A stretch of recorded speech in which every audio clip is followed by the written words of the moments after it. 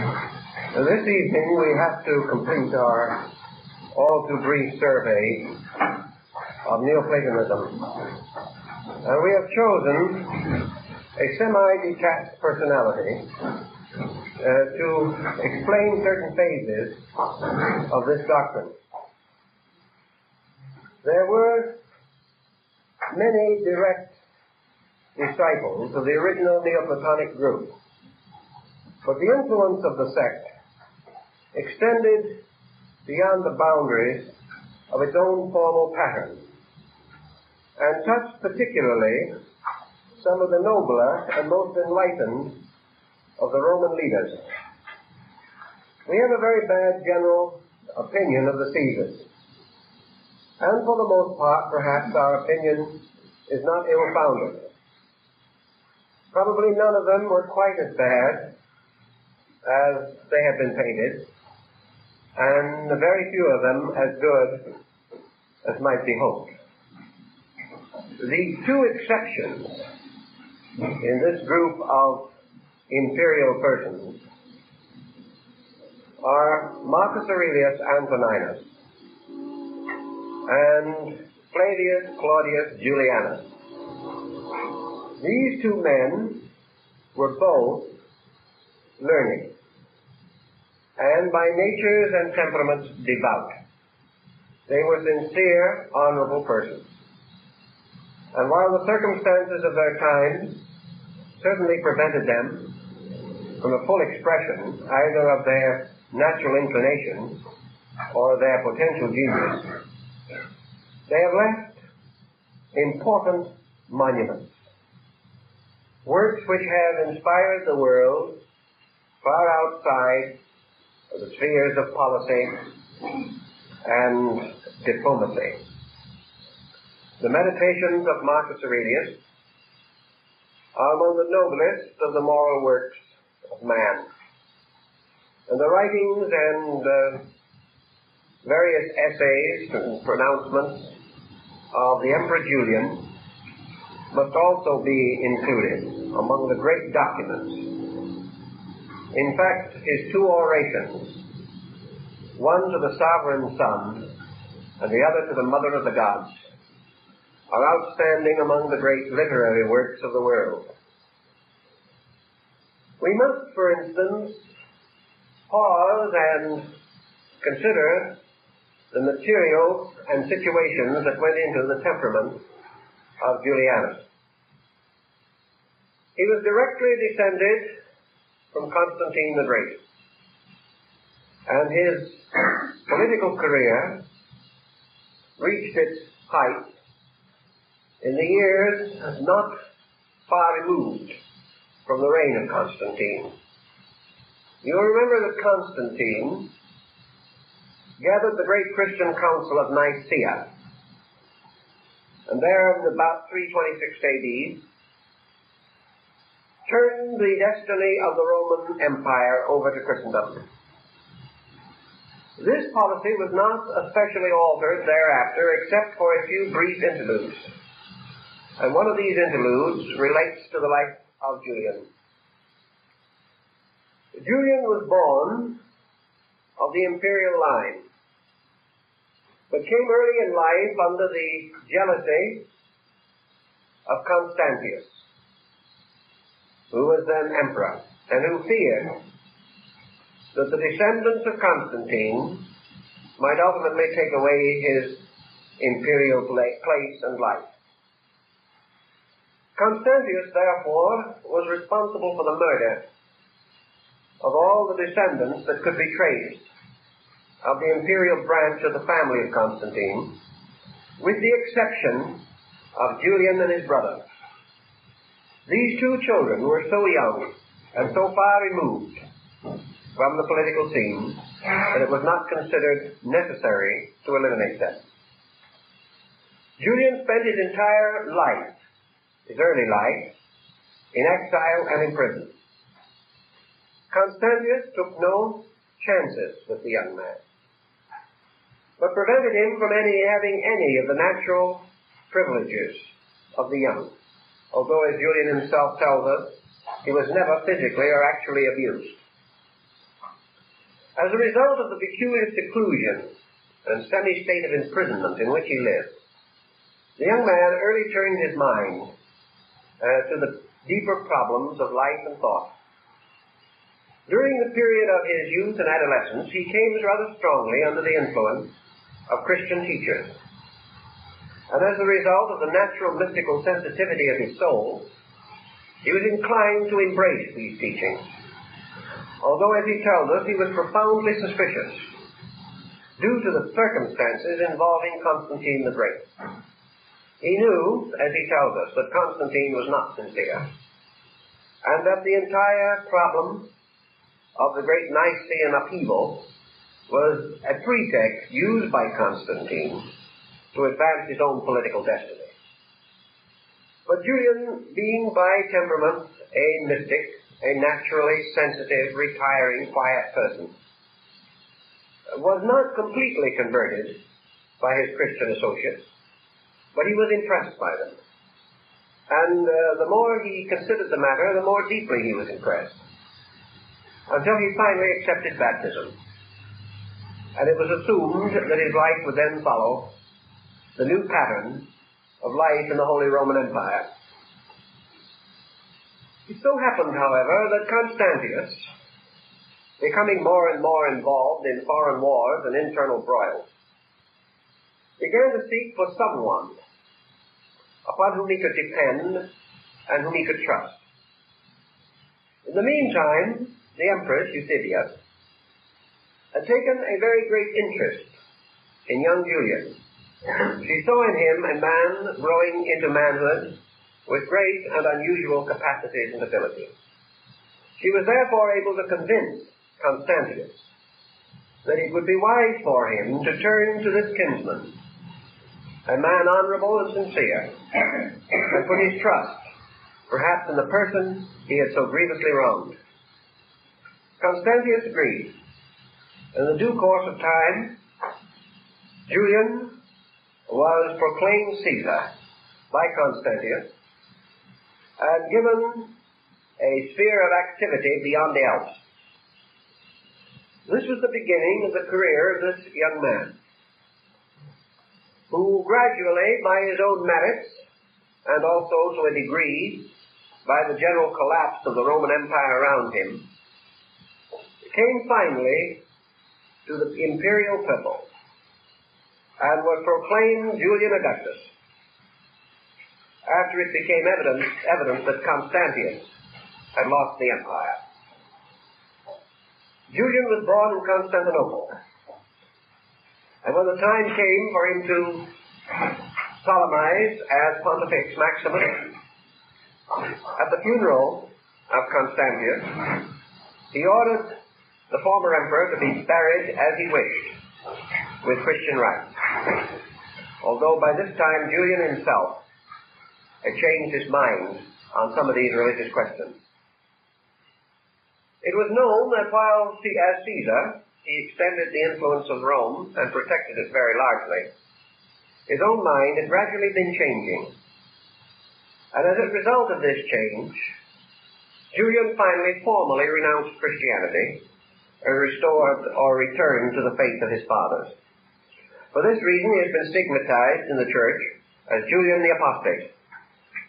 But actually, the circumstances leading to the various changes in his mind and thinking were perfectly natural of the kind of man that he was.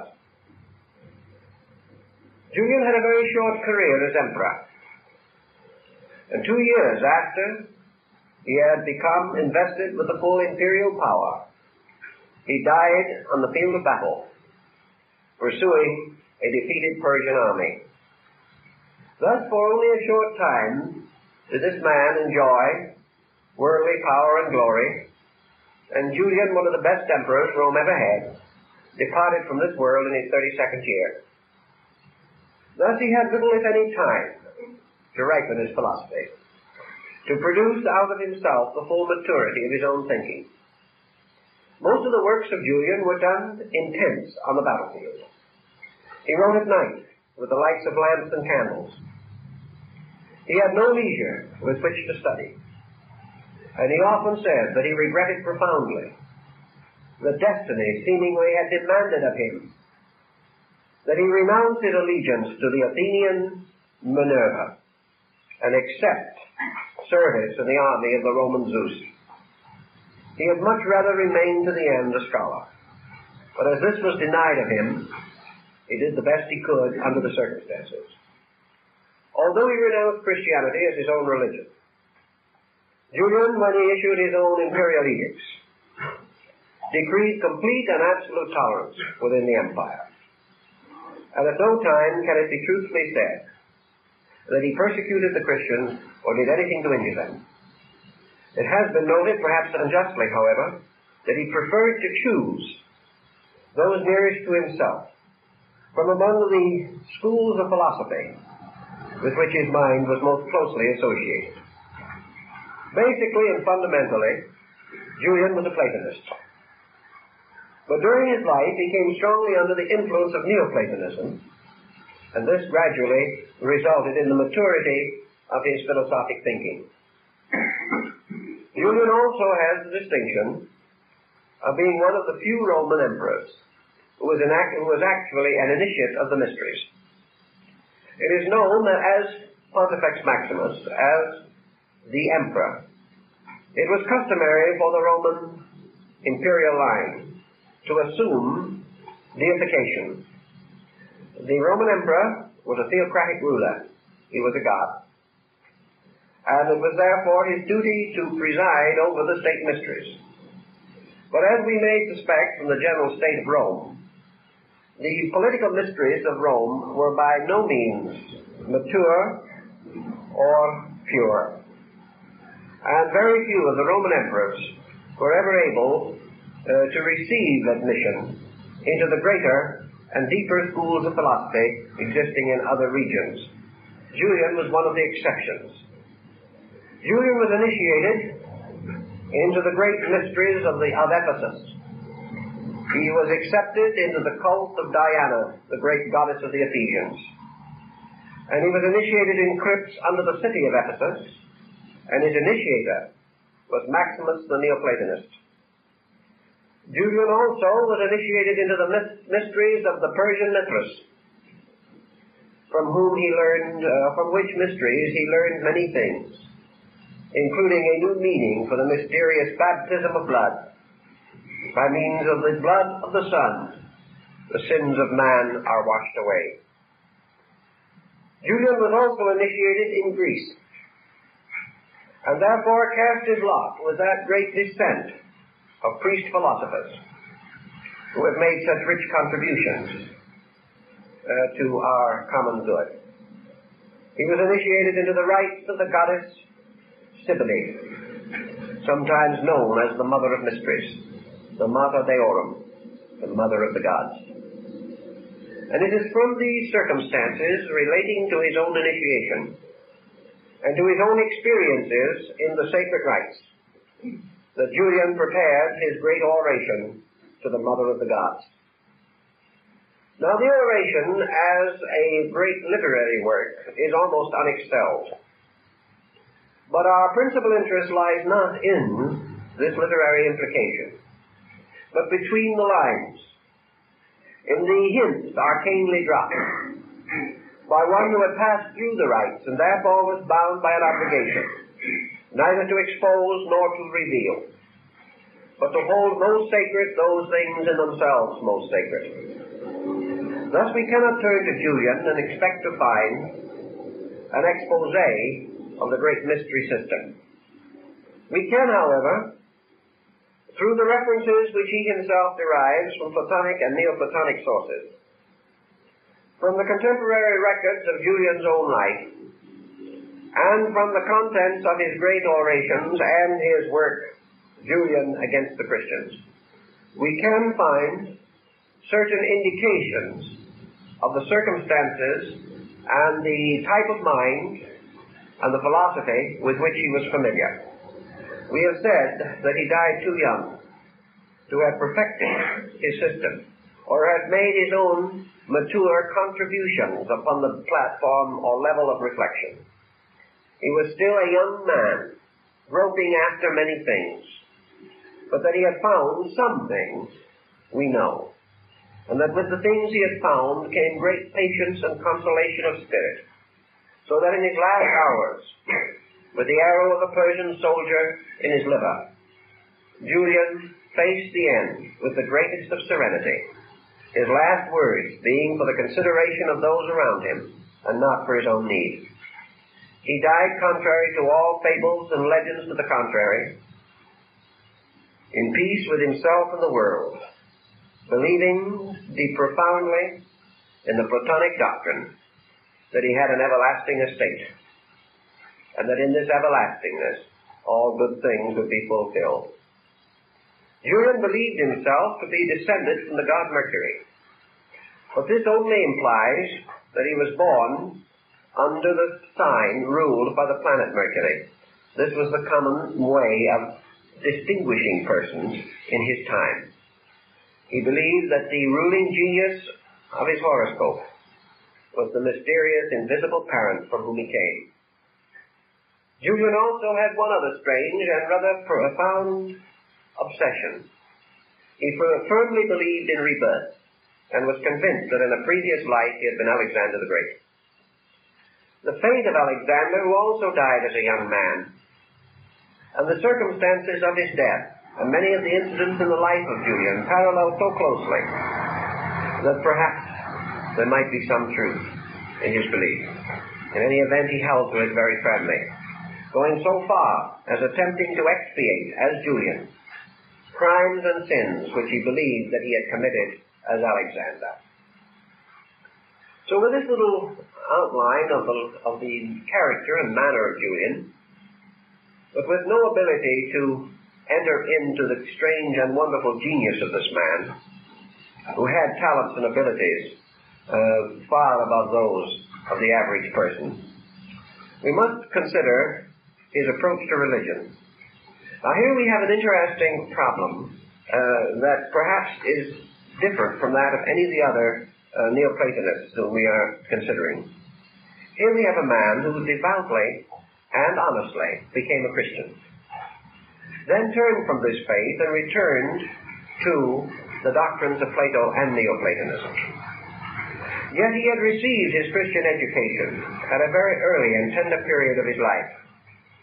And during those formative and adolescent years, he had been strongly impressed by the sincerity and dedication and devotion of certain Christian priests and teachers whom he had known. It was not until public life brought him in contact with the political pressures of the new sect that he became disillusioned.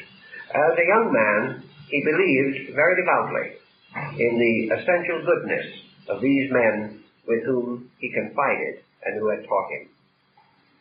So we have a man returning later to a non-Christian position as a philosopher, scholar, and thinker, and yet undoubtedly bringing with him into this new attitude which he assumed, and we know from his own writings with the absolute sincerity of a dedicated person, that we will have a mixture or a combination of elements arising in the philosophy of Julian, which is going to distinguish him somewhat from the other late pagan writers who were preserving the Platonic descent.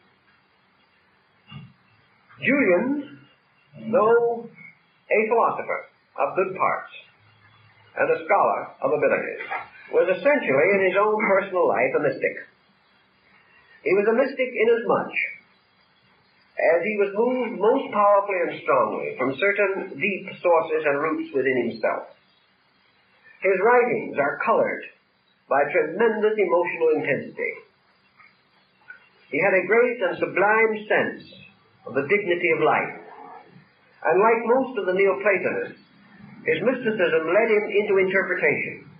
He was not inclined to accept anything upon its face appearance or upon its literal values. He sought always meaning, and he sought meaning that would satisfy the hunger of his own search for truth. Julian had already long realized that truth was not a word, and he had fully come to appreciate that the attainment of internal security was by a kind of exaltation within himself. He on several occasions had transcendental experiences, and some of the church fathers accused him of being a magician. Actually, he did have visions. He did have an inner contact of some kind with a larger world of realities, a world which, flowing through him, as he himself expresses it, gave him security from himself and not from his world. It was this security that sustained him through the cabals and conspiracies of the Roman court. And it was this same mysterious internal security that left him untouched by elevation and serene in death. So we have in Julian a man who was moved and motivated as far as we can find from every action, every public pronouncement, every private memoir, a man absolutely dedicated to what he believed to be duty, responsibility, honor, integrity, and truth. He admitted himself that he might not know fully the meaning of any of these words, but that it was given to him to know that he would do, regardless of cost to himself, regardless of whether it brought him success or death. It brought him death, which has not been unusual in cases of this kind. The great oration to the Mother of the Gods is a veiled unfoldment of the great rituals of the mysteries. And it is therefore important that we use it as a springboard in an effort to understand the mystery system as it then continued to survive and flourish, although in a few centuries it was to pass away from the pages of history in the Western motion of civilization. To Julian, the Mother of the Gods was the mysteries. Of course, he will not tell us this directly. To do so would violate his obligation. He can only intimate to us the sacred facts involved. The great Mother of the Gods, Cybele, presided brooding and serene, strange and detached, over her great rites and ceremonies. Dark Diana, the Multimania, the great Mother, Mother of mysteries, Mother of life, Goddess of the Ephesians, also brooded strange and mysterious over her sanctuary. She was again but another form of Isis, the eternal widow, the Egyptian mother of mysteries, seeking, moaning and pitiful for the dismembered body of her murdered Lord. Julian recognizes these fables, refers to them, mentions them, and tells us what they all mean. Julian therefore explains, partly in this oration and partly in some of his other works, and deriving intimations from Neoplatonic writers who can further be consulted, that it was the belief of those who had taken the obligations and the vows, that in the dawn of time, in the beginning of things, the great wisdom, the eternal gods, had set up their sacred institutions among men, that truth might not perish. And these sacred institutions were guarded generation after generation.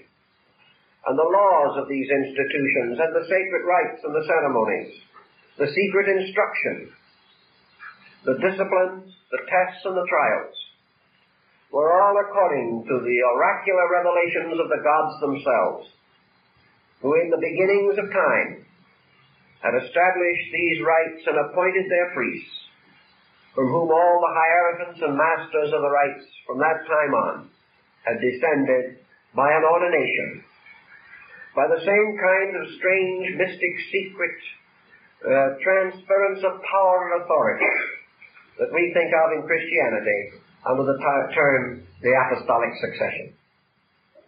This succession of rites, preserved through the sacraments and through the laying on of hands and through the dedication of lives, meant that the great institutions had come down always as custodians of the great work.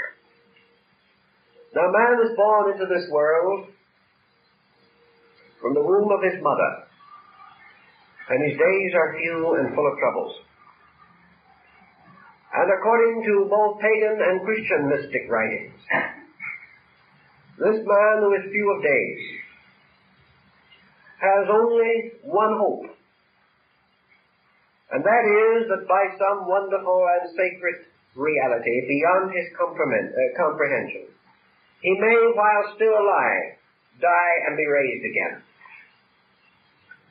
Therefore, the sacred institutions were the houses of the second birth, the houses from which a man is born again, from the womb of the mysteries, from the heart, soul, and body of the great mother, who is forever bearing her sons, and yet to the end is forever a virgin.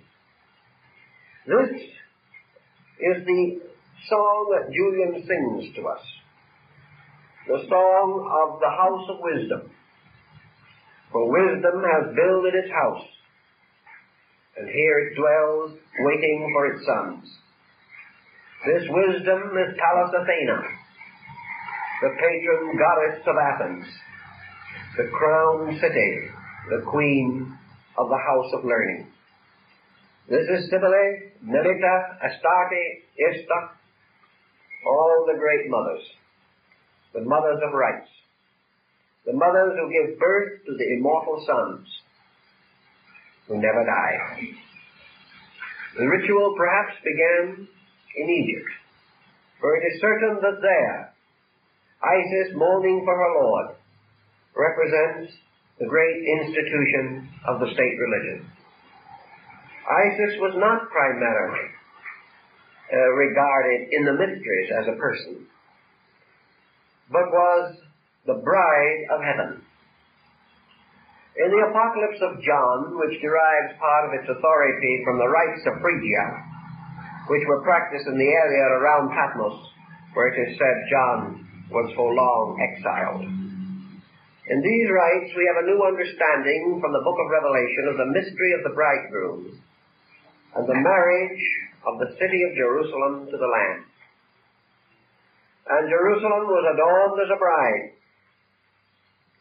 This marriage of Jerusalem to the Lamb of heaven is the story that lies at the root of the great cycle of Isis and Osiris. Actually, Osiris represents the eternal wisdom principle. Isis, his consort, is his house, or his institution in the world. Isis, therefore, represents the great theocratic order, just as truly as the same is perpetuated in Christianity under the symbolism of the Virgin Mary. Isis, the Virgin Mary, Cybele, and the great Diana are therefore the magnificent organizations or institutions built up out of the world for the worship and adoration of the gods. This is, again, a very interesting psychical or psychological mystery. For the temple is always the symbol of the human soul. The temple is suspended like man's soul between spirit and body. As spirit descends from the invisible and divine world to possess and ensoul, so the psychic nature itself, the human soul, ascending out of the complication and mystery of matter, rises from its own mortality and sphinx-like guards the gates of wisdom. This soul, then, redeemed out of body, purified from body, is the holy city, the New Jerusalem of St. Augustine. And it is the human soul that is then the bride of the Lamb. And the great theocratic and sacerdotal systems of the pagan world were regarded as these sacred cities that became united eternally to the God who was that patron deity. Now in the Isis and Osiris cycle, Osiris, the great one, or the great deity, is foully murdered by his own brother. And Isis, the mistress, becomes widowed and barren.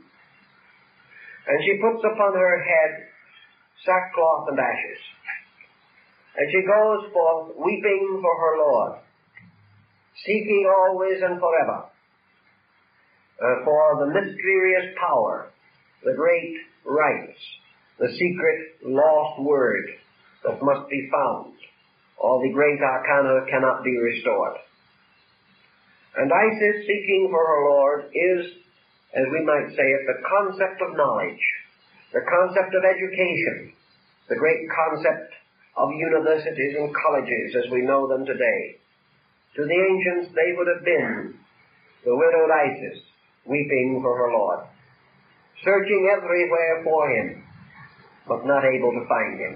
This quest is the quest for knowledge, the eternal search for the eternal verities. Now in the Isis-Osiris cycle, while Isis is wandering in her widow's weeds, searching for that which is lost forever, there appears to her the specter of her own deceased husband. Osiris comes in the form of a Holy Spirit. Osiris comes in the form of the Holy Ghost. And he comes to announce to her that she shall bear a son, and that this son shall be for the salvation of the nations. And therefore it is said that Isis conceived of the Holy Spirit of her own deceased husband, and she brought forth Horus the younger, the child that was born after his father was dead. In fact, was conceived after his father was dead. Therefore he was born of a Holy Spirit. He was a widow's son.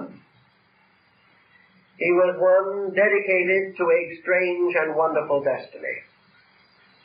And Typhon, the assassin of Osiris and the wicked brother, discovering that this child had been born, sent forth emissaries to all parts of Egypt to discover the child and slay him. And in this course there is also reference to the slaughter of innocent children who were mistaken for him. But Isis, guided by Mercury, hid her child where none could find it, hiding it in the reeds by the side of the river Nile. And the child was saved and grew up to be a fine and splendid man. And when this had occurred, and when the time came for the child's lock of hair to be cut off, and Horus came into his adolescent period, which is the second period of life in ancient Egypt, and then Isis received from the ghost of her husband Osiris the promise that he would be forever present with this child and would guide him and lead him. And when Horus the younger reached his 30th year, which was the Egyptian age of maturity, on that occasion a strange and wonderful thing happened. For at that time Osiris, the god himself, entered into the body of his own son and was born in him, and took over and became the ruler of that body. So that in this mystery, as the ancient Egyptian papyrus tells us, the father and the son were identical. And then it was that Osiris proudly cries out, "Who hath seen the Father hath seen the Son, for the Son is in the Father is in the Son, and they are one being to eternity." This was pronounced 1,000 years BC. Now this mystery goes into many ramifications, but Osiris always represents the great mystery itself, the eternal truth, the living power. And Isis, widowed of her Lord, is the priesthood, the sacerdotal institutions, the schools of the mysteries. And the son that is born of the invisible Spirit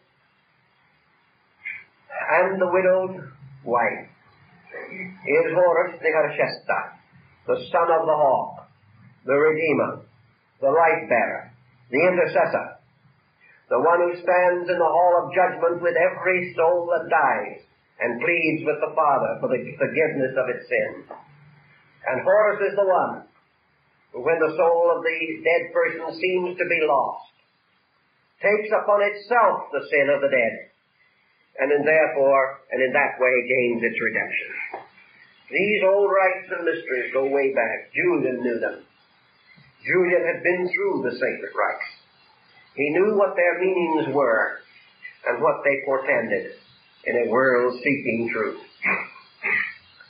And so Isis is the great house, the house of God on earth.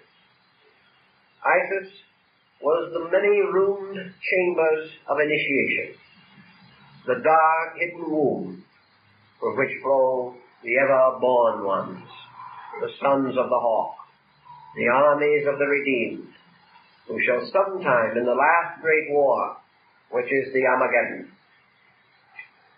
will be locked in eternal struggle with the powers of darkness, and in the end, in those times beyond eternity and time, right shall be victorious, and the kingdom shall be returned to Osiris the Father, who will come in glory and receive unto himself his beloved Son. All these rites are not the theological stories that we know today. They had a much deeper and more precious meaning to the initiates of that time. The great Diana, mother of the Ephesians, the brooding power of the moon, hovering over the great temple of Ephesus, was likewise this mysterious story of the psychic content and the building of the human soul, and how through the union of a Holy Spirit invisible and a corporeal body, the mother, there is born the radiant soul which is the salvation of the world. This in turn causes the initiate or the adeptus of the ancient rites to be considered as a personification and embodiment of the principal soul.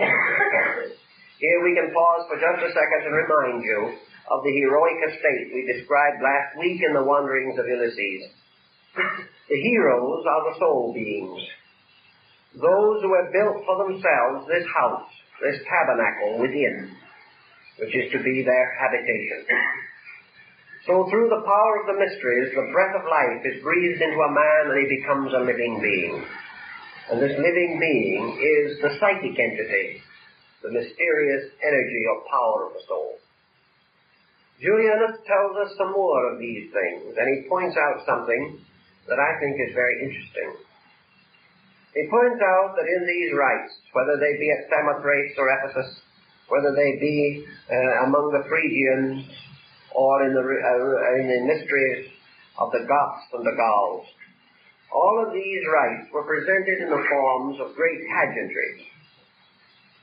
The pageantries of Eleusis are particularly remembered, but they were no more remarkable or important than those practiced in other places. The neophyte, seeking admission into these rites, and having passed through certain preparatory examinations and tests, is brought into the ceremony, and there he is a witness. He is a beholder. What he was is perhaps borrowed from a line in Plato, because Plato, an initiate, was once asked his profession, and he replied, "I am a spectator." This means, of course, that he accepted the entire pageantry of life as a drama of initiation, although very few modern writers, including dear old Jowett, ever realized that fact. In the rituals, Apuleius, who preceded Julian in these rites, and Hadrianus, and Marcus Aurelius Antoninus, who also was initiated at Ephesus, all of these who went before joined with Julian in bearing testimony to something that is undoubtedly the secret and the very heart of the mystery. They all declared that when they entered into the temple as candidates for the mysteries or for initiation, that they actually went through an experience. Apollonius of Tyana, at a still earlier date than these men, had testified to the same thing. Namely, that when they entered the house of the goddess, or the great house of the mother, that is, they returned to the womb for a second birth, that an occurrence or a happening took place which could not be explained in any terms or any words known to man. As the great drama of initiation unfolded, from the soul of the candidate, the story of the truth behind the picture was revived or restored. So that, as the ancient initiate said, the soul or the psychic entity within himself stirred in its sleep, awoke, and remembered the long road it had come, and realized the reason for its own journey. Thus, in some way, the rituals brought about from the individual a restoration of his own psychic memory. There are many answers to how this could have been. Some of the profane and not too happy commentators on these subjects have suggested that the candidates were hypnotized, or that they were drugged, or that something was done to disorder their senses so that they seemed to pass through impossible situations. I doubt if either was true. I think the answer lies in the ritual itself. Remember, these rites were preserved inviolate, without change, upon the strongest admonition of the gods and the oracles. Not one line, not one motion, not one word could be altered. It must be preserved complete, inviolate. Man must add nothing and take away nothing. For the peculiar power of the rite lay in its own structure and the unfoldment which it accomplished. Those who have written briefly upon these ceremonies, particularly those who passed through them and could not say much, and some who arcanely concealed them under subterfuge and veiled terms, particularly I'm thinking of the Grecian poet Aristophanes, who in his Frogs and his Winds, two of his supposed comedies, gives us part of the ritual. These rites unfolded according to a peculiar sequence. As Plotinus says, they opened like a flower and bore their fruit. The entire situation was so perfectly and completely ordered that in some mysterious way it brought about some of the chemistry, some of the psychic chemistry implied by Plotinus in his essay on the beautiful, which we have also described. In the rites, then, as in the approach of beauty, the soul in man was said to burst forth in joy, to embrace its own likeness. Thus the rituals were magnificent, integrated, psychological structures, which could rouse through reminiscence, through recollection, through similarity, and through association, the sleeping remembrances that are locked within the psychic life of the individual. These rituals then called him forth out of the darkness of his own sleep and caused him to awaken.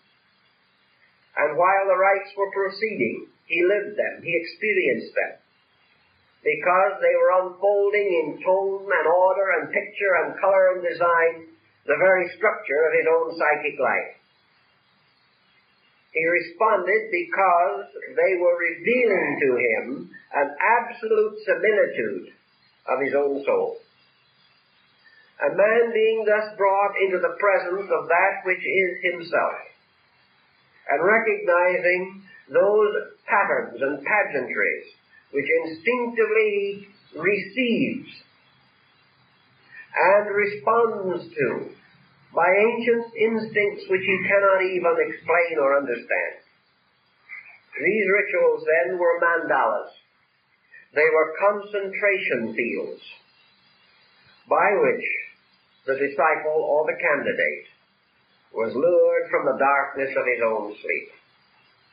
In him then the soul which had slumbered, which had been unable to rouse itself by its own vigilance alone, was able to be revived and to be restored to its own waking state.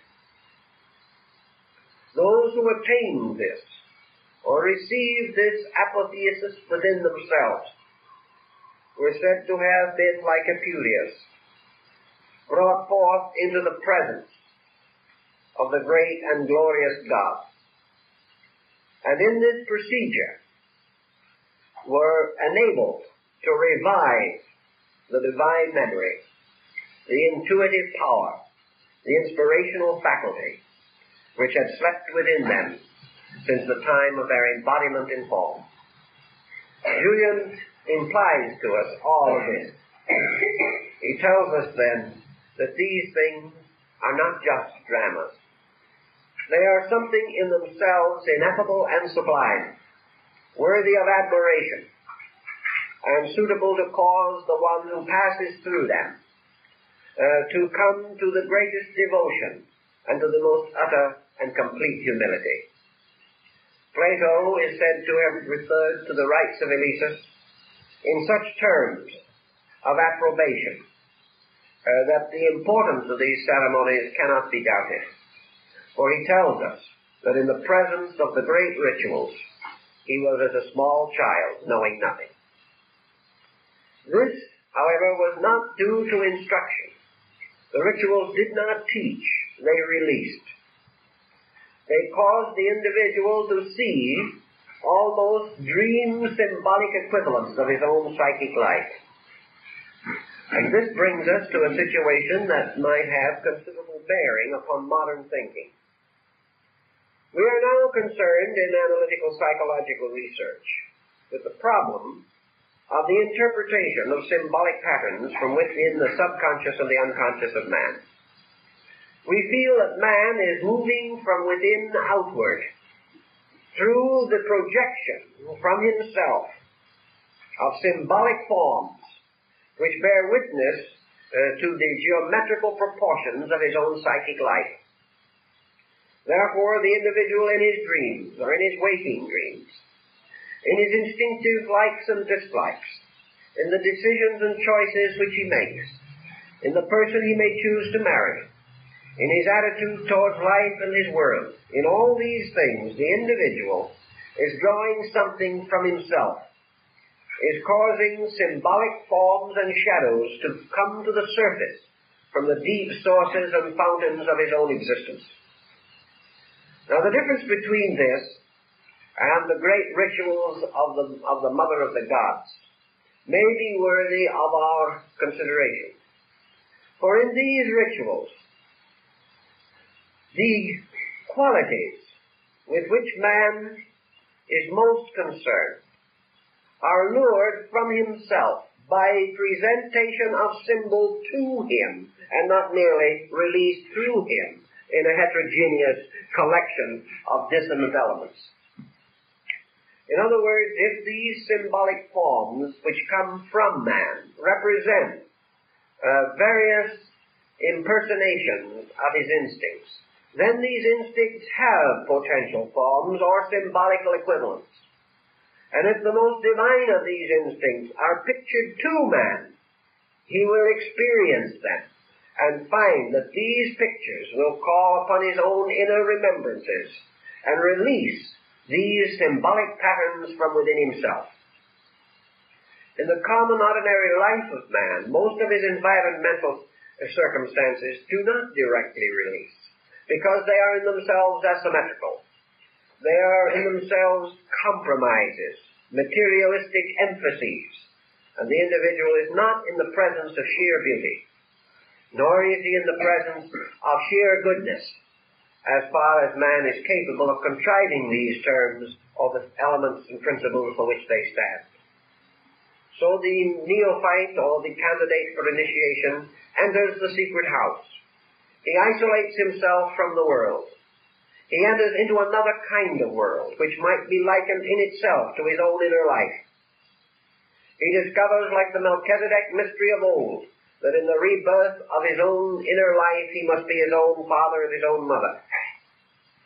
He enters into these rites, into an unworldly state of detachment from all material things, from all normal or materialistic instincts and appetites. And here, in an atmosphere of the most detached sanctity, in an atmosphere itself redundant with beauty, full of love and nobility, always in gentleness, peace, and dignity, the neophyte advances toward the pageantries by which he is supposed to be so profoundly touched. And gradually the great spectacles open before him, and he beholds not the gods or their strange ways and symbols, but he beholds a series of pictures which are the reflections of his own heart and mind. Each of the things that happen breaks silences within himself and cause him to become articulate of ideals and principles and beliefs. As this rushing unfoldment takes him, he may then very well pass into a state of enthusiasm, which is from entheus, meaning in God.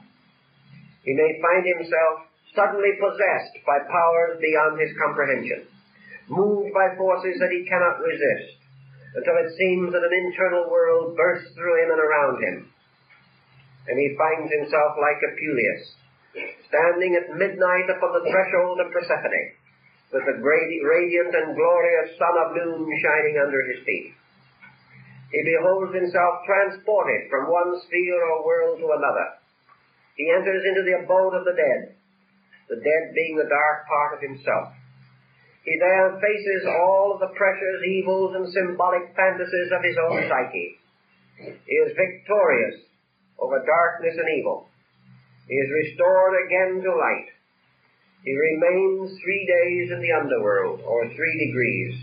Then he is resurrected and brought into the presence of the Hierophant of the Mysteries, the Grand Master in his robes of blue and gold.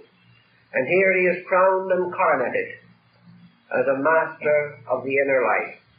And he is presented with the symbols and powers of his new authority. But long before these things have happened, as Apuleius points out, the soul itself has become so completely enamored of the transcendental beauty of the divine that it is no longer scarcely to be considered in this world at all. It moves strangely as in a sleep of waking. It beholds all things in new order and relationship. It beholds gradually the breaking open of the walls of the temple, until, as one of the initiates says, all vanished except time and space and heaven and earth, and the whole world became the eternal temple.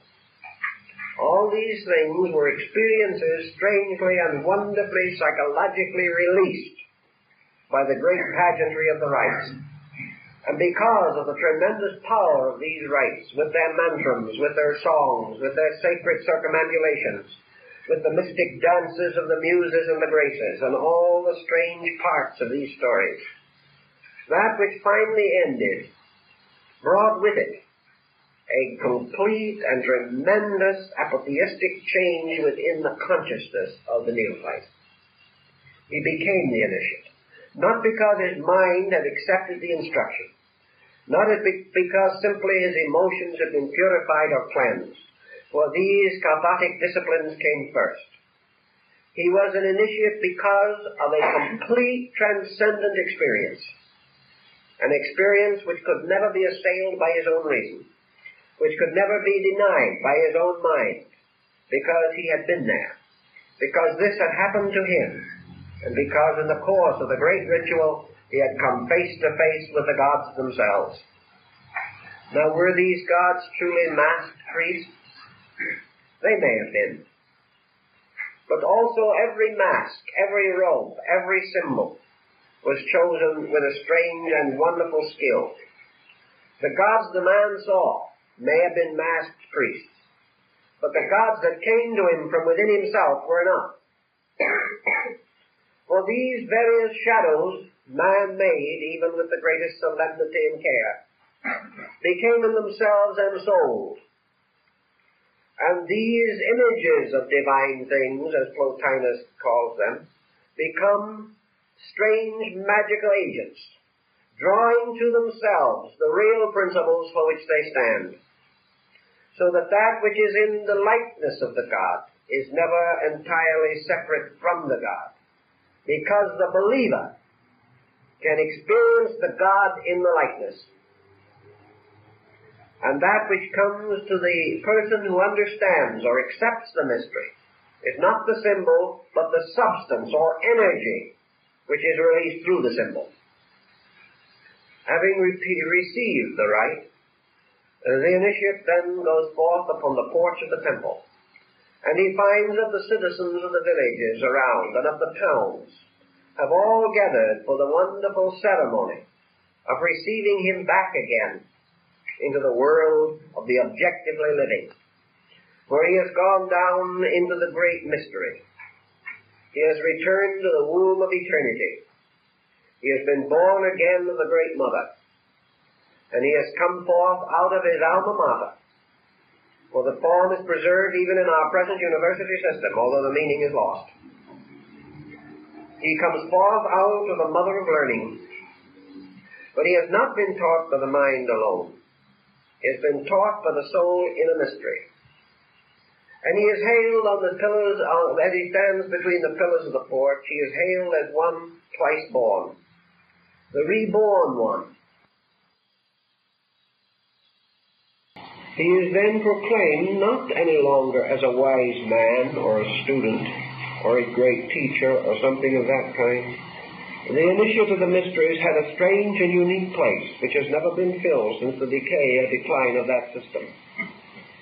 He was a being like God. The king of the country could not be seated in his presence without his permission. Every door was open to him.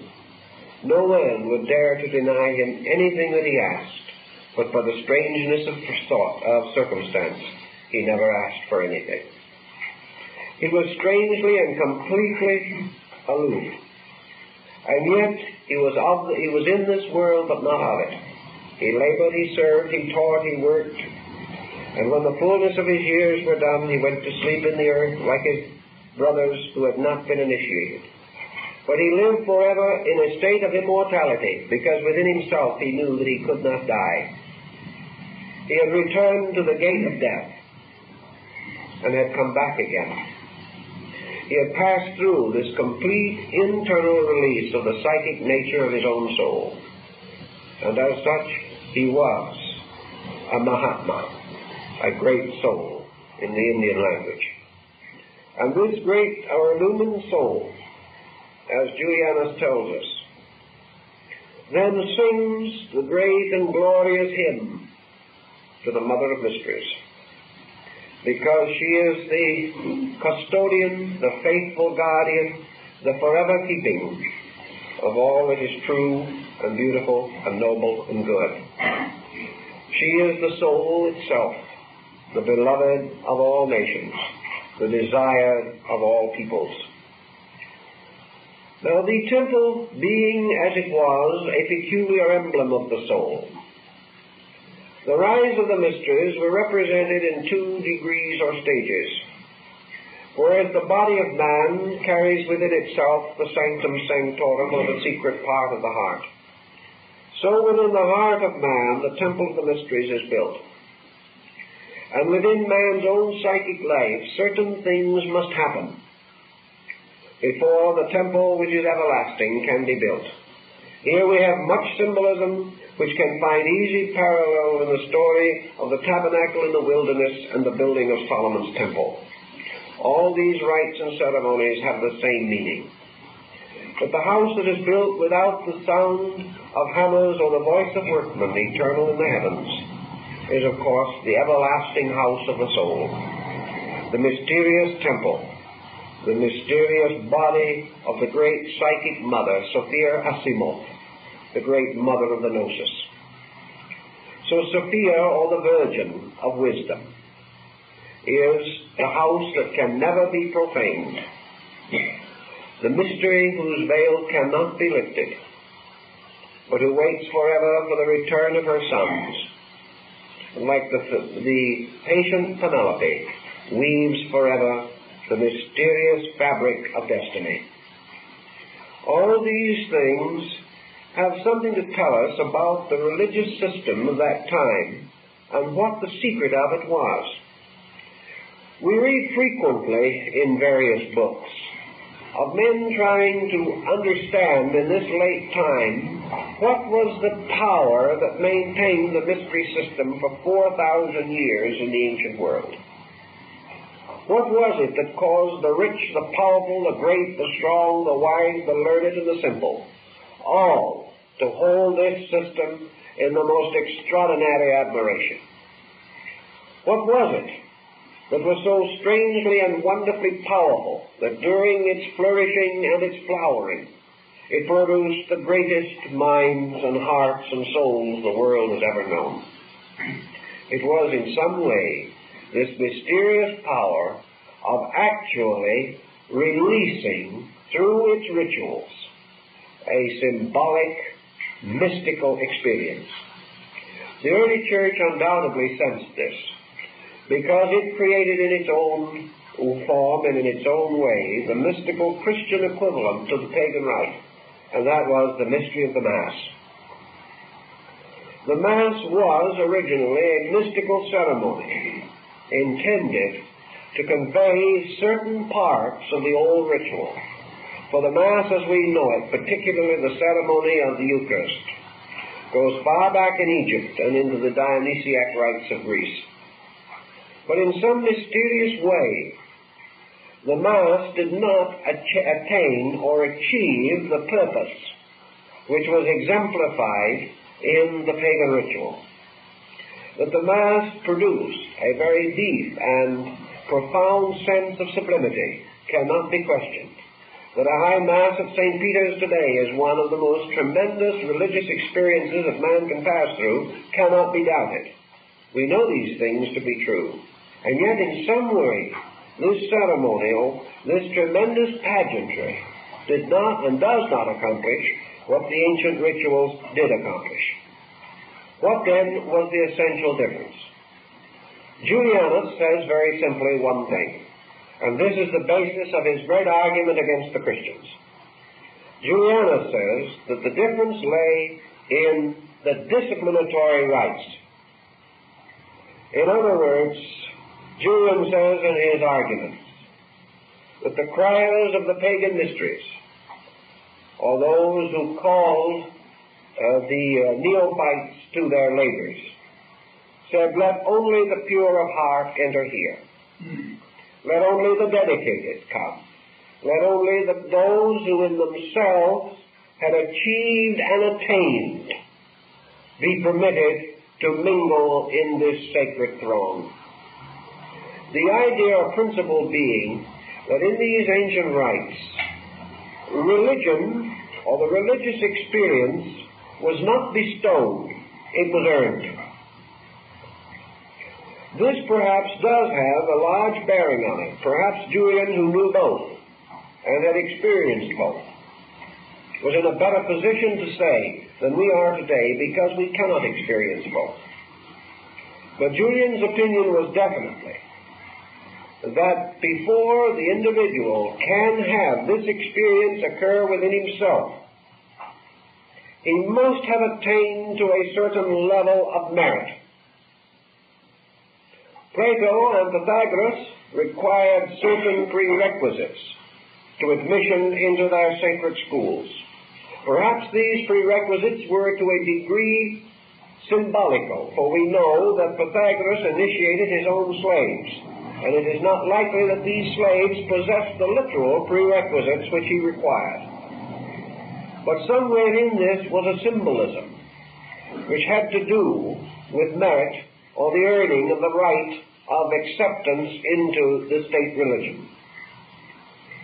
So Julian says that the great difference lay in that the pagan required and demanded that those who sought truth make in themselves a proving of their own merit or their own sincerity, and that they might not enter the sanctuary except with clean hands and an upright heart.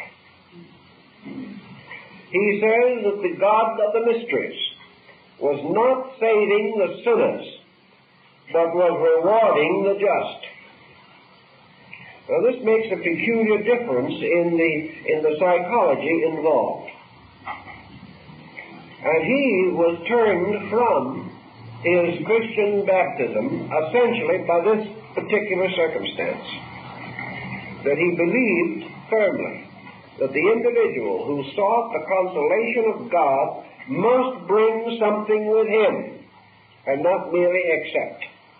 Not pray for what he wants and continue to live the way he pleases. Not to hope for good things but do nothing in himself. Not to continue his common course of profane action and at the same time feel justified in claiming his participation in a religious mystery. That the merit system was at the end, at the source of all these things. Now, it is quite possible that it is not possible or not realistic that the sacraments which are performed in the presence of persons who are themselves not consecrated can have the same type of result as those in which the person is duly and properly prepared for this experience. Another thing that is, of course, great of importance in this is that religion, under this system, the philosophic culture of religion, was a decision of the individual himself. Men were not born into faith.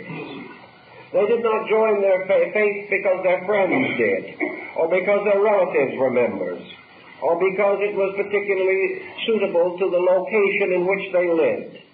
These kinds of considerations played no part in the old mystery rites. The individual prepared himself for from 5 to 20 years of study, of self-control and discipline.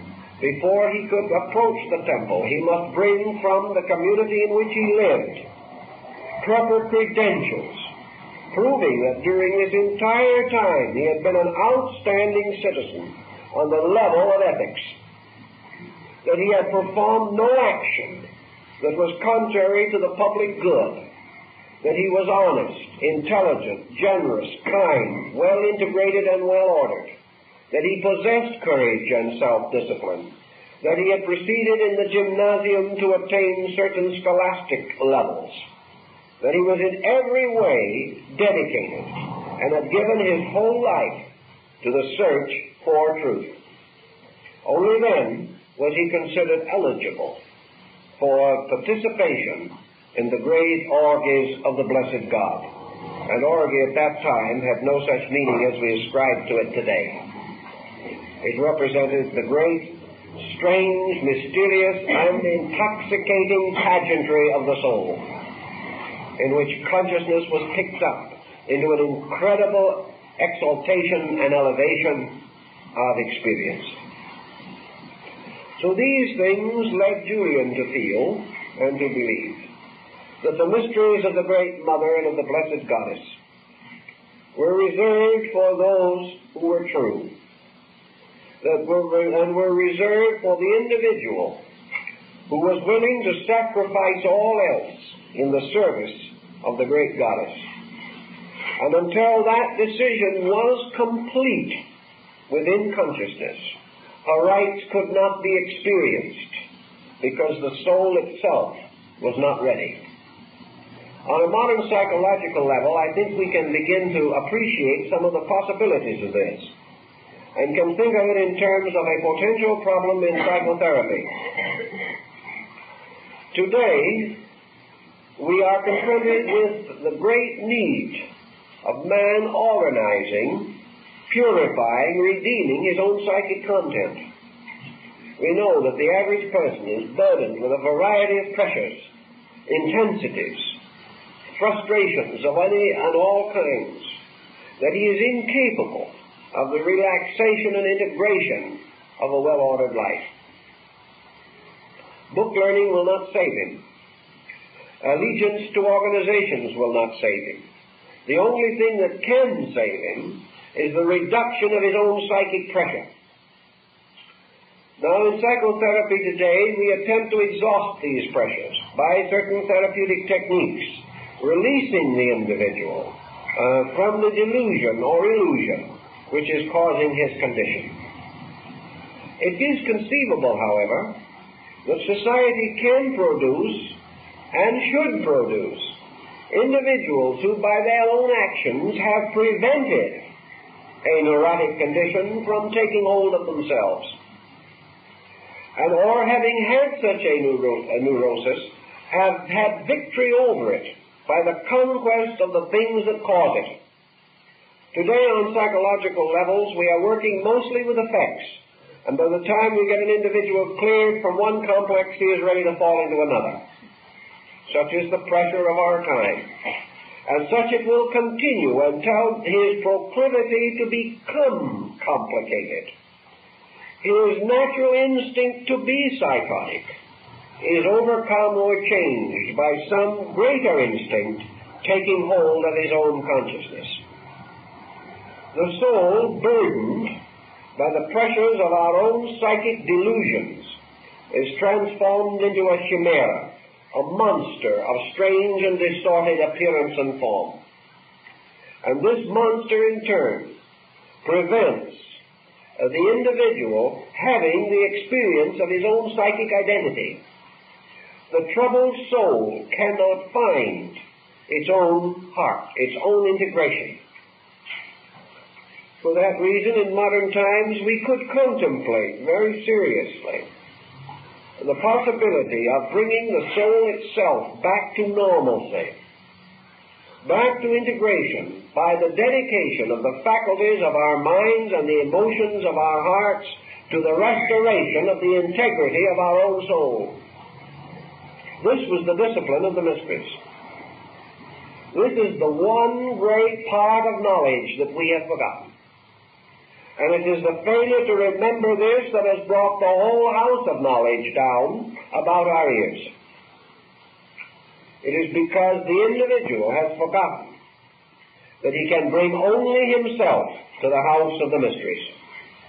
And if that self is inadequate or improperly integrated, he finds not reality but illusion in the strange, dark, subterranean passageways of the secret house. It is therefore the great problem in wisdom for man to realize that his own confusion creates error, that he can be no more true than he is integrated, that he can be no more wise than he is at peace within himself. Until these elements and factors are recognized, the great rites or the ceremonies are not for him.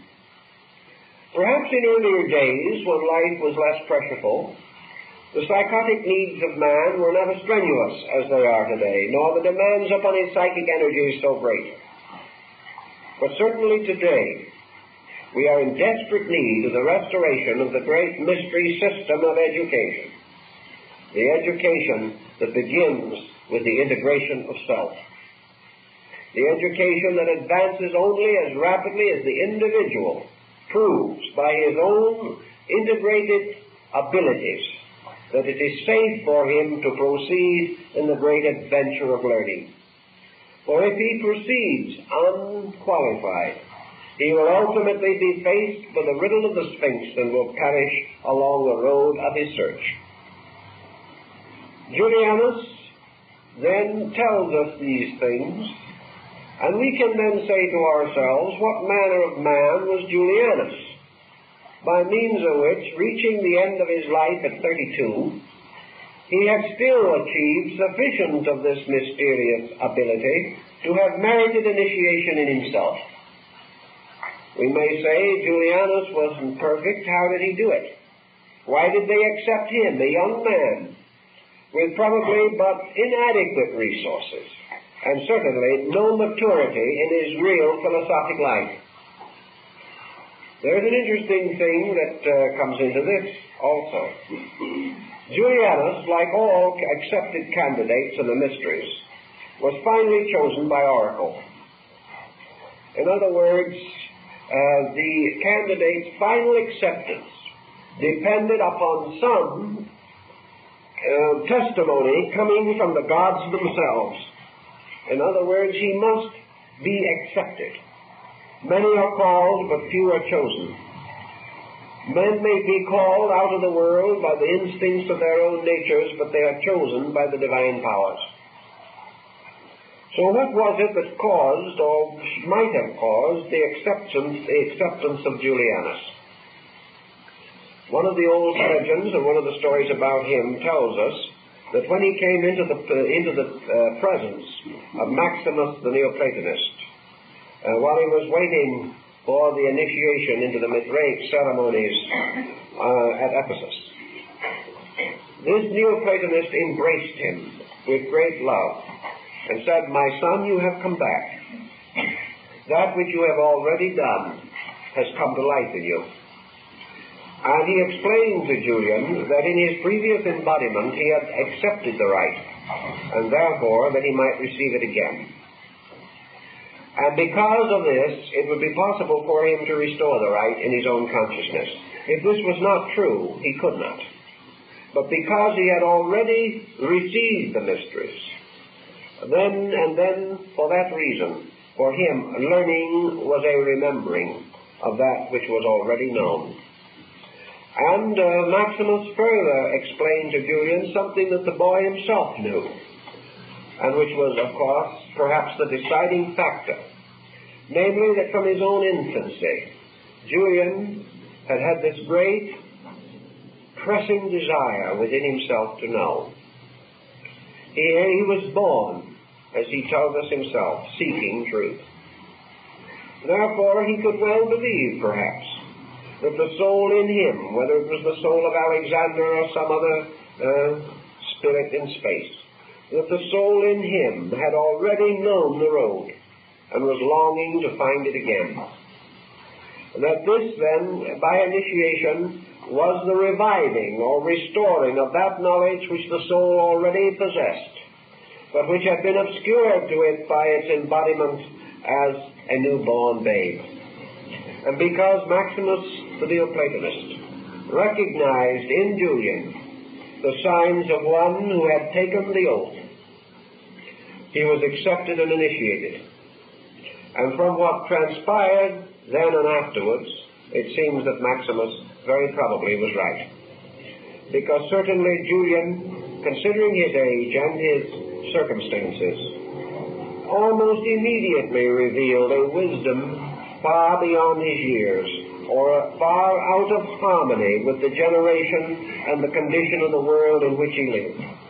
Because Julian definitely belonged to the golden age of Greece. He belonged to centuries that had preceded him. He was a great geographical misfit, coming too late and dying too soon. So in this case, there was this peculiar circumstance involved in his acceptance into the right. And he and other Neoplatonists reminded their students that where this gift, this power, this strange and inevitable destiny to press on to truth is strong and clear and bright within the human soul, that soul is telling us that it has at some previous time passed through the gates of the house of the mother, that it has received in the past its sacred name, its ordination, and is now only seeking to remember that it may go on to learn more of the mystery. Now we know even in this time, and certainly in the many years of public work that I've gone through, I know that the world is divided into two very general groups of people. Those in whom there is this tremendous urge to know, this urge to release a spiritual destiny locked within themselves, an urge which in its proper and natural form is not an urge to achieve fame or greatness or wealth or authority, nor is it an urge to escape burdens or to shift responsibility or to advance one's own spiritual destiny. It is the simple urge to learn in order that we may give. And wherever this urge is tremendously strong, we cannot but wonder, as Julian wondered, whether it isn't the dim remembrance of the soul of a destiny to which it has already been called, by the sacred rites, when it was dedicated to the service of the Great Mother, who is the servant of all. And then there are other souls in whom this hunger does not seem to be, who are happy and content to live their normal lives, who find no call, no pressure, no sublimity to disturb their mortal inclinations. These souls have not been moved. They have not been to the house. They have not tread upon the threshold of the goddess. They have not seen the great gods standing in the light before them. Julian felt this, believed it completely. And there is something about our own daily living after all this time that seems to intimate that perhaps he was right. At least we have probably no better explanation. We see the same phenomenon within the structure of modern religion, where we find some who are by such nature devout, that they are completely led by a goodness in themselves, so that it would make no difference to what sect they belonged, they would still be good. And there are others that no matter to what sect they give allegiance, are still not good. This difference seems to be something within the psyche. And to the Greeks it meant that in the psyche of the individual who had passed through the mysteries at some previous time was a record waiting to be awakened, that it could be awakened very quickly and very easily under the proper circumstances and pressures. So Julian was accepted, and apparently he received the full benefit of this strange rite and ritual. For he tells us much of his own longings and his dreamings and his hopings, as he tries to unfold without unveiling the mysteries of the Great Mother. Also in this story, or in the orations of Julian, he divides the universe into two essential parts. He describes to us the rituals and mysteries of the Sovereign Son. And the Sovereign Son, of course, to him, was this visible symbol of the invisible power of eternal life. To him, the Son was the Father of all living, and the earth, the mysteries, was the mother of all living. And the union of the sun and moon and the mysterious alchemical experimentation produced the psychic homunculus, the mysterious creature of crystal, in whom the two great sets of energies converged, mingled, and produced from themselves the magnificent structure of the living soul. The Neoplatonists taught, for example, that there was spirit and body, and between these two, as a spider spinning its web, the mysterious interchange of energies and forces brought into creation a middle distance, which was the psychic nature. For the soul was the result of life moving upon matter, and matter rising gradually, impregnated with life and releasing life from itself.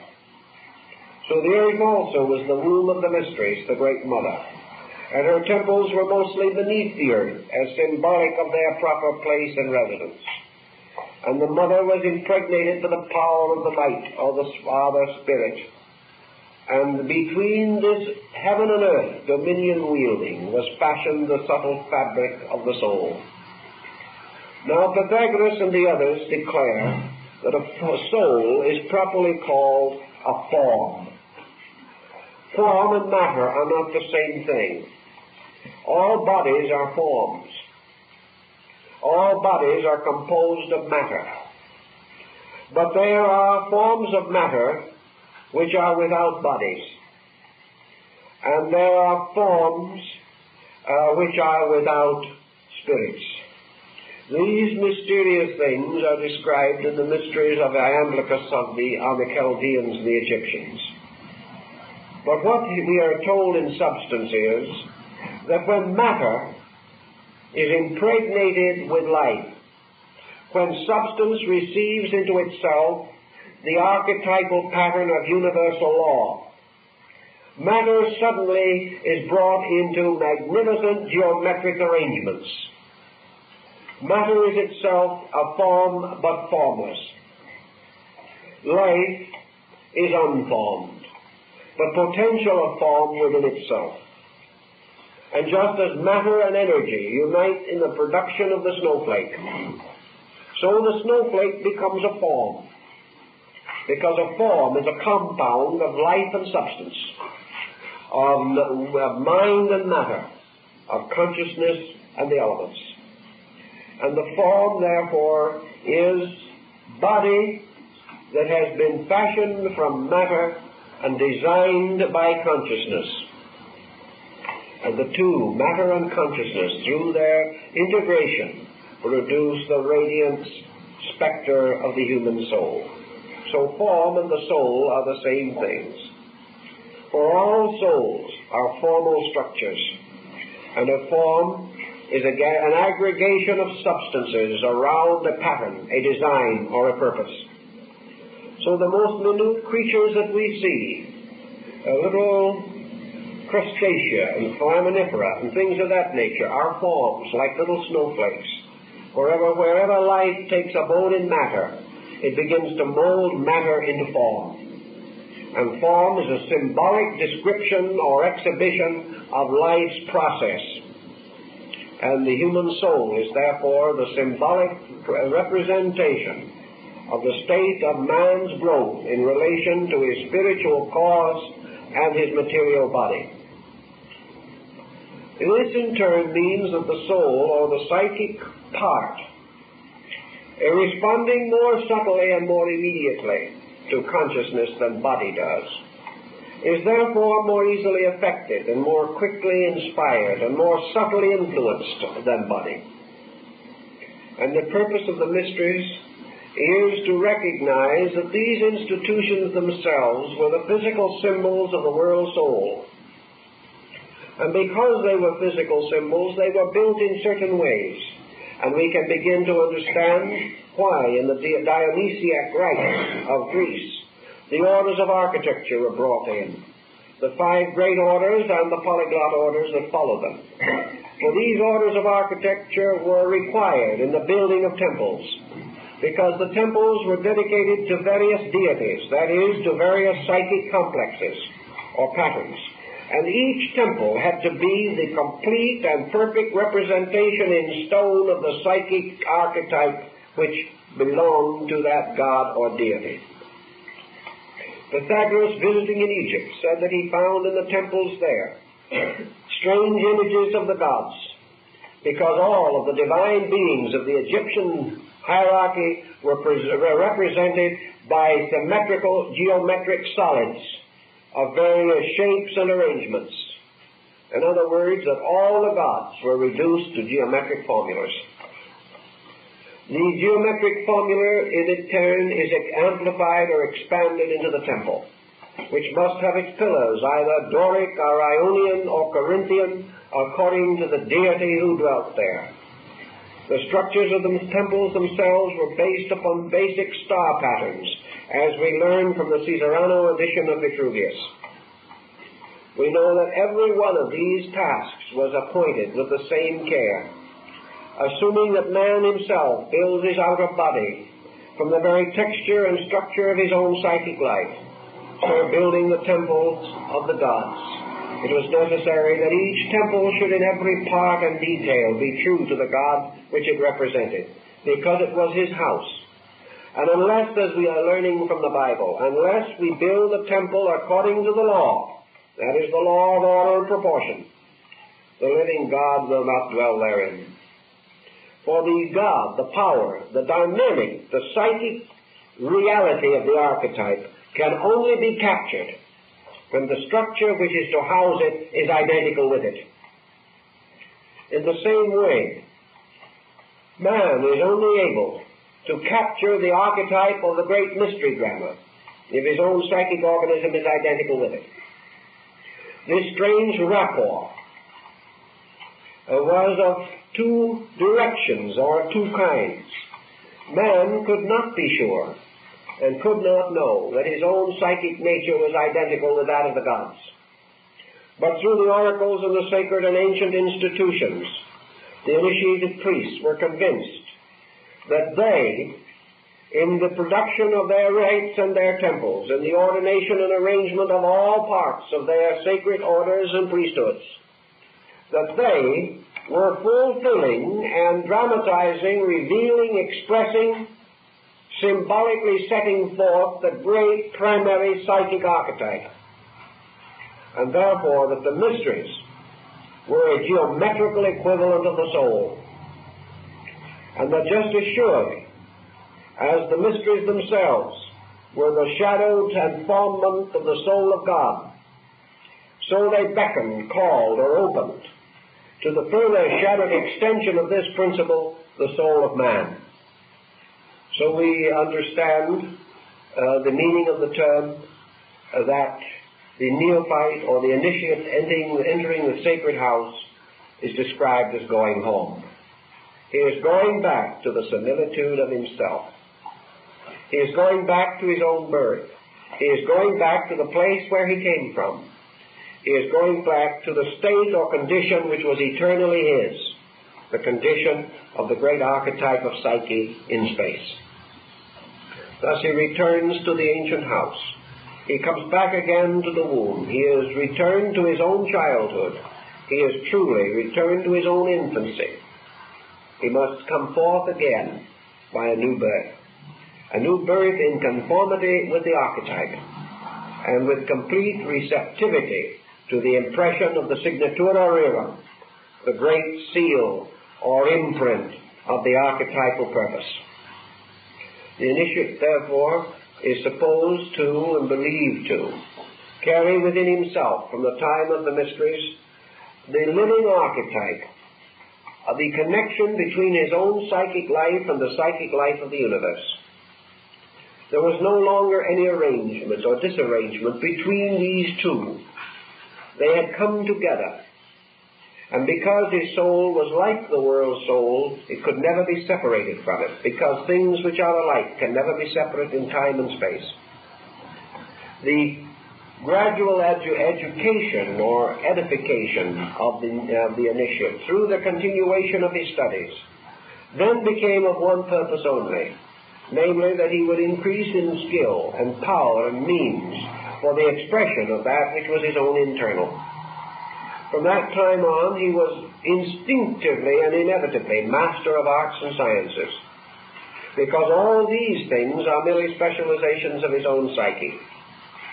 And as surely as art and music and literature and the dance and poetry and sculpturing and painting and all these things manifest man's instinct to express beauty, so when the psyche is itself ordered in all matters, this beauty is immediately and eternally available, and it only remains for the initiate to experience and discover the ways in which it can be revealed. This is, in substance, the experience of the blessed theurgy described by Plotinus. It is this experience of the one returning to the one, the alone journeying to the alone. That which is like finding likeness, and the soul imprisoned in man, freed and restored to the soul of the world, of which it is a proper fragment and an inevitable part. Thus the soul of the world, the mysteries of the soul of man, meet in the strange rites and rituals of the Mother of the Gods. And the soul in man finds its kinship, discovers its identity, realizes that it has long been in exile, and that it has found its way to reality. Then from there on, and for all eternity, according to the rites, this ritual can be revived, and the child coming into the world is born with the subjective realization of its own destiny, and somehow, strangely, gently, tenderly, wonderfully bound to the soul of the world.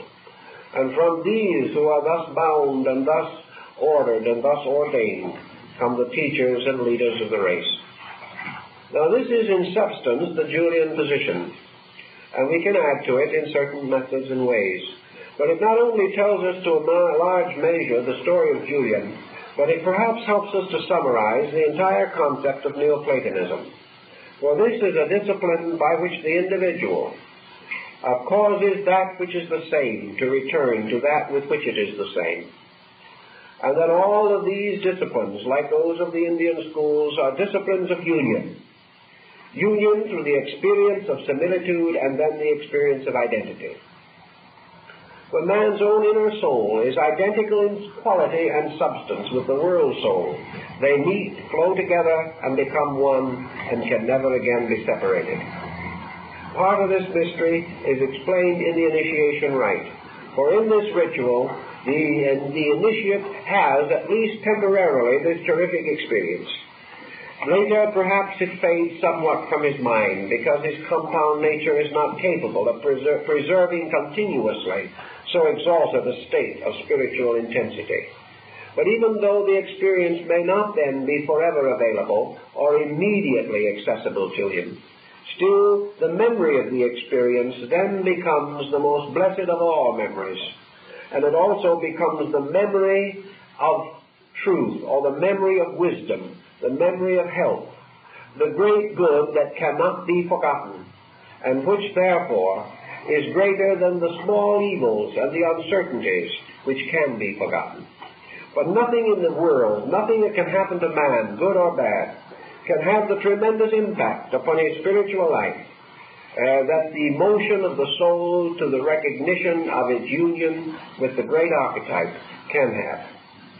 Therefore, in the presence of this, all doubts, all fears, all negations have no opportunity of presenting and maintaining themselves. Thus, the initiate can never completely relapse. He can never forget. He can never fail to experience. He has known something. He has beheld the universe open around him and within him. He has come to know as realities things that other men can only believe or hope or wonder about. And having passed through the experience, he receives a strange and wonderful catharsis. And this experience of passing through, of actually participating in the rite, is the sacrament by which the benediction of the Spirit is bestowed. And in the presence of this benediction and under its tremendous influence, something happens in the psychic chemistry of the individual, and the soul can never be as sick again as it was before. It can never forget. It can never stagger away and die again in matter, because it has received the greatest impulse, the greatest transference of energy from the world soul that it is possible for it to have. It therefore blazes within the being and causes the being more and more to become its servant, until finally the initiate bows before this victorious and triumphant soul within himself and acknowledges himself to be its servant. And so Julian closes his thought, or his wonderful dream pictures, with his prayer of thankfulness to the Great Mother, to the world soul, which has made it possible for him to come to her as a child to its parent, and find in this security of the great psychic mystery of the initiation that strange and wonderful security that comes to the small child who returns to its parents' love and understanding. And Julian, as a small child, goes home to the mother, and in going home finds peace and security and serenity. Thus he completes or concludes his dream of this great drama. And I think we have considerable reason to believe from his thought and from the works of his contemporaries that Julian indeed had had this experience, that it sustained him magnificently through these trials of a short and tragic life. And we will hope with Julian that it will cause him to return again in due time with the memory of the greatness of this soul and the message and journey of the soul deep within himself, so that perhaps then again in his day he can become enlightened, can revive the mystery, and continue his dedication to the service of the Mother of the Gods. Well, I think that is